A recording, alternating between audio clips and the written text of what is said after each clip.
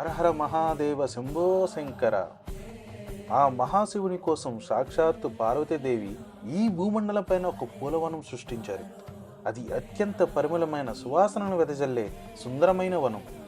ఆ జగన్మాత ఈ లోకనాథుని ధ్యానం కోసం ఎటువంటి ఇబ్బంది కలగకుండా ఉండేందుకు సృష్టించిన ఈ వనమే అదే.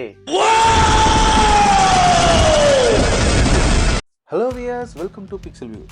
Here we are for non-spoiler review for the movie Kantara chapter 1. ఈ వీడియో స్టార్ట్ చేసే ముందు ఒక చిన్న రిక్వెస్ట్ అండి. మీకు కనుక ఈ వీడియో కానీ నచ్చితే లైక్ అండ్ కామెంట్తో పాటు కింద ఉన్న గంటను లాగిపెట్టి కొట్టడం మాత్రం మర్చిపోకండి. మరికెందుకు ఆలస్యం, ఈ వీడియో స్టార్ట్ చేసేద్దామా? సాక్షాత్తు జగన్మాత ఈ శివగణాలనే ఈ ప్రాంతానికి రక్షణగా నియమించడంతో ఈ ప్రాంతం అత్యంత శక్తులు కలిగిన ప్రాంతంగా, ప్రకాశవంతంగా, సుందరవనంగా ప్రసిద్ధి చెందుతుందన్నమాట. ఈ వనంలో నివసించే ప్రజలకు ఆ మహాశివుని దేవగణాల ప్రతిరూపాలు లింగాలుగా దొరుకుతాయి. వాళ్ళు వాటిని వారి కులదైవాలుగా కొలుస్తారు. అయితే ఈ కాంతారాకు వేరే దిక్కున ఉండే మహారాజు ఈ వేటకు తన కుమారుడితో వస్తాడు. ఆ రాజుకు ఆ వనం పైన ఆశ కలిగి సొంతం చేసుకోవాలని అనుకుంటాడు. అయితే ఇంతకీ ఆ రాజు ఆ వనంను వశం చేసుకున్నాడా లేదా మన హీరో ఏం చేశాడా అన్నదే స్టోరీ లైన్. ఇకపోతే మూవీ టెక్నికల్ డీటెయిల్స్కి వచ్చేసరికి కాంతారా చాప్టర్ 1 ఒక విజువల్స్ పరంగా అయితే చాలా క్లీన్ అండ్ నీట్గా తీశారని చెప్పుకోవాలి. స్క్రీన్ ప్లే చాలా అద్భుతంగా తీశారు. రిషబ్ శెట్టి గారు ఆయన యాక్టింగ్ స్కిల్స్తో మనల్ని మంత్రముగ్ధుల్ని చేశారనే చెప్పుకోవాలబ్బా.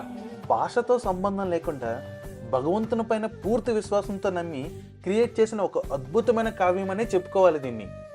ఇకపోతే మనం లోకనాథ్ గారు ఈ సినిమాకి one of the biggest advantage అనుకోవాలి.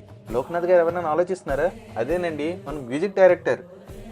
ఈయన కొట్టిన బీజిఎం అయితే ఏదైతే ఉందో మూవీకి one of the biggest advantage అండి. ఇది మాత్రం నేను పక్కాగా చెప్పగలను.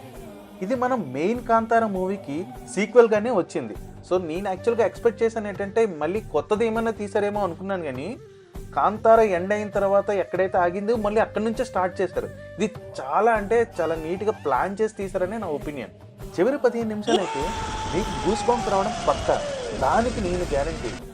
నేనైతే స్ట్రాంగ్గా రికమెండ్ చేస్తానండి ఈ మూవీని, అది కూడా థియేటర్లోనూ చూడాలనేది నా స్ట్రాంగ్ ఒపీనియన్. ఇదండి కాంతారా మూవీ రివ్యూ. ఇంకా మరిన్ని అప్డేట్స్తో మళ్ళీ కలుద్దాం. అప్పటి వరకు బాయ్ వ్యూయర్స్.